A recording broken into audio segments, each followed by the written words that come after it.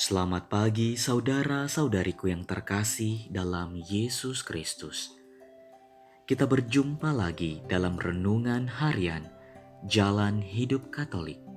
Hari Sabtu, tanggal 2 April 2022, pada pekan keempat Prapaskah. Selamat mengikuti. Dalam kehidupan sehari-hari, terkadang kita diperhadapkan dengan dilema untuk menyuarakan kebenaran atau tidak. Misalnya dalam kehidupan berkeluarga. Kadangkala orang tua susah menegur anaknya karena anaknya suka mengabaikan bahkan melawan nasihat orang tuanya. Juga dalam hidup bertetangga. Ketika melihat ada ketidakberesan dengan sesama, kita lalu menegur perilaku buruk tersebut, maka kita dianggap mencampuri urusan orang lain. Intinya menyuarakan kebenaran bagaikan makan buah si malakama. Jika tetap menyampaikan, akan menyinggung orang lain. Tetapi bila tidak menyampaikan, hati nurani dan iman kita juga menegur diri kita sendiri.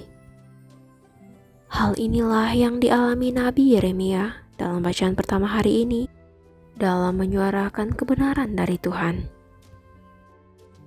Yeremia adalah seorang nabi yang masih muda ketika dipanggil Tuhan. Ia hidup pada masa pembuangan penduduk kerajaan Yehuda ke Babilonia, dan ia juga ikut serta dalam pembuangan tersebut. Nabi Yeremia bernubuat tentang murka Tuhan yang luar biasa dahsyat kepada umat Israel, baik Yehuda dan Yerusalem, termasuk saudara sekampungnya sendiri. Allah telah mengikat perjanjian dengan nenek moyang orang Israel, Abraham, Ishak dan Yakub, bahwasannya akan menyertai mereka senantiasa sampai keturunan mereka. Dengan catatan, orang Israel tetap setia mendengarkan suara Tuhan. Namun sayang sekali, orang Israel mengingkari janji tersebut dan tidak mau mendengarkan suara Tuhan lagi. Justru mereka berbalik kepada ilah yang lain. Itulah sebabnya Allah menyuruh Yeremia untuk menyampaikan berita penghukuman dan kutukan kepada orang Israel. Tugas ini amatlah berat bagi Nabi Yeremia. Namun ternyata ia tetap teguh di dalam kebenaran dan terus menyuarakan kebenaran meskipun resikonya adalah nyawanya yang terancam dibunuh oleh penduduk Anatot, yang sebenarnya juga merupakan saudara sekampung dari Yeremia. Ia tidak takut ancaman pembunuhan itu, sebab ia tahu siapa yang mengutusnya dan firman siapa yang ia sampaikan. Ia yakin bahwa Allah tidak akan tinggal diam, tetapi akan menunjukkan keadilan dan memberikan perlindungan kepada hamba-hambanya. Injil hari ini memberi kisah bagaimana perdebatan terjadi di antara orang-orang yang berpengetahuan palsu dan Nikodemus yang berpengetahuan dengan sumber yang benar. Orang-orang sibuk mendiskusikan identitas Tuhan Yesus. Mereka sangat tertarik dengan semua perkataannya. Namun sayang sekali, mereka belum mengimani Yesus sehingga ingin menangkap dan membunuhnya. Hanya Nikodemus yang tampil untuk membela Yesus dan menyuarakan kebenaran.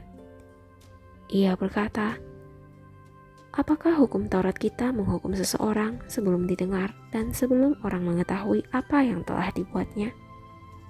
Yohanes 7 ayat ke-51. Ketika mengutus murid-muridnya, Tuhan Yesus berkata, "Dan ketahuilah, Aku menyertai kamu senantiasa sampai kepada akhir zaman." Matius 28 ayat 20b. Jika Anda menghadapi berbagai masalah dan ancaman dalam memberitakan kebenaran firman Allah, marilah kita tetap teguh, lemah lembut, dan rendah hati, setia pada tugas dan panggilan kita.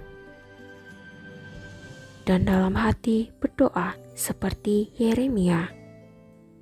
Kepadamulah kuserahkan perkaraku. Sebab kita percaya bahwa Allah senantiasa menyertai, mendampingi, dan melindungi kita. Amin. Terima kasih. Kita baru saja mendengarkan renungan harian Jalan Hidup Katolik. Semoga segala aktivitas kita hari ini mendapat bimbingan dan penyertaan Tuhan serta berkat Allah yang Maha Kuasa.